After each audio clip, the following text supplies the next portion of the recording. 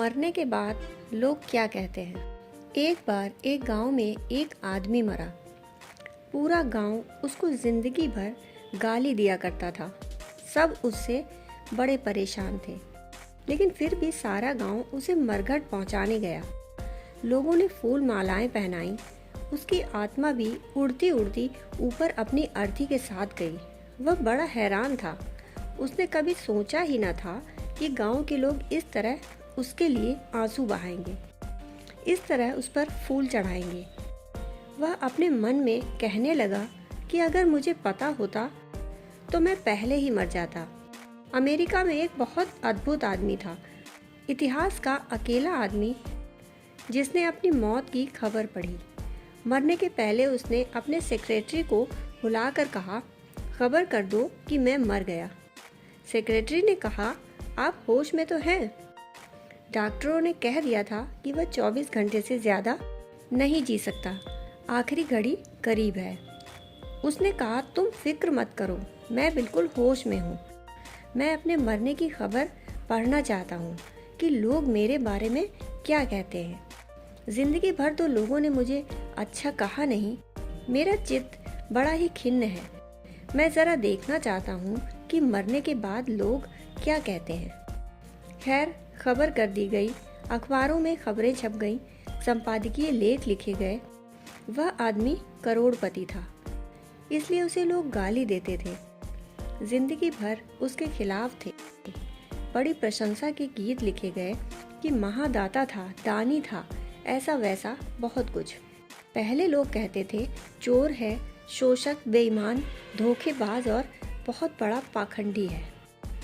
मरने के पहले जब उसने अखबारों में संपादकीय और अपनी तस्वीरें देखी तो उसे विश्वास ही न हुआ। क्या ये बातें मेरे ही संबंध में कही जा रही हैं? हालांकि लोग मुझे गालियां देते थे, मुझे अच्छा ना लगता था, लेकिन मैं जानता हूँ कि वे ठीक ही कहते थे। अब यह तो बिल्कुल सरासर झूठ है। हालांकि मुझे बहुत अच्छा लग रहा है। अब मैं निश्चिंत होकर मर सकता हूँ।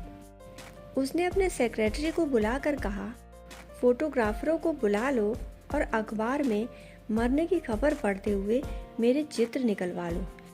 मेरे मरने के बाद फिर खबर छपे कि मैं दुनिया के मनुष्य जाति के इतिहास का पहला और आखिरी आदमी हूँ जिसने अपनी मौत की खबर खुद पढ़ी। मर जाने के बाद हम प्रशंसा क्यों करते हैं? मनोवैज्ञानिक कहते हैं डर के कारण। आदमी सदा से भयभीत रहा है मुर्दों से, भूतों प्रेतों से। जिंदगी भर उसकी श्रद्धा में तो फूल नहीं चढ़ाए, मरने पर लोग उसे याद करते हैं, गया जाते हैं श्राद्ध करने।